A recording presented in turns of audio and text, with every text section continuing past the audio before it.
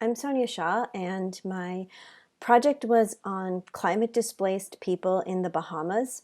I specifically was looking at Haitian hurricane survivors of Hurricane Dorian.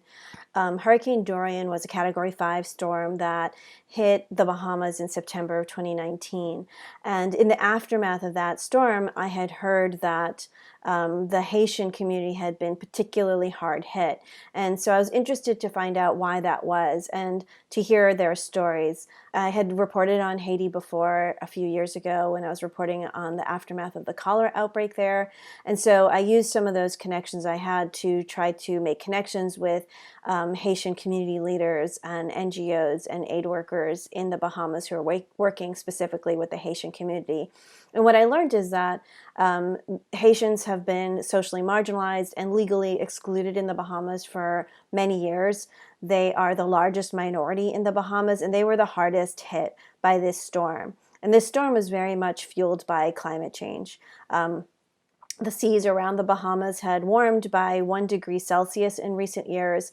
That gave the storm a lot more power. And because of climate change, atmospheric currents had collapsed. And those are the things that actually move hurricanes around. And so what that meant is that the hurricane stalled over the Bahamas for 68 hours, and that made it incredibly destructive.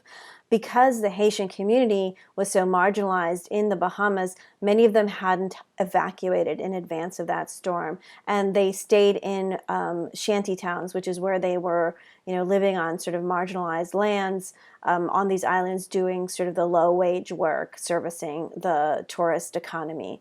So it was really rewarding to go and speak to these people and hear their stories. These are kind of, they very much felt forgotten. They told me stories about being targeted by the government that basically was saying that their work permits had expired and they would have to leave. They were being banned from rebuilding. They were barred from even visiting their damaged homes. And basically the government's plan was to sort of round them up and deport them back to Haiti, even though many of them had never even been to that country before. So they were very traumatized and really felt forgotten in the aftermath of the storm. So one of the challenges was building trust with these people who had been so, they'd lost so much in the storm and then were living in fear. A lot of them had gone into hiding in the ruins of these storm-racked islands. So I visited Abaco and was able to speak to some of them there and hear their stories and sort of give voice to what their experiences have been.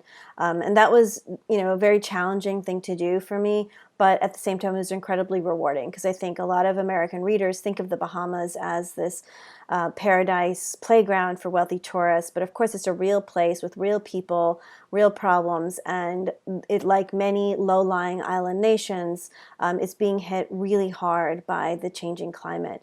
And so giving voice to the people who are most affected by the climate crisis, like the marginalized communities like the Haitians in the Bahamas and marginalized communities in other island nations around the world, I think is going to become just increasingly important as this climate crisis continues.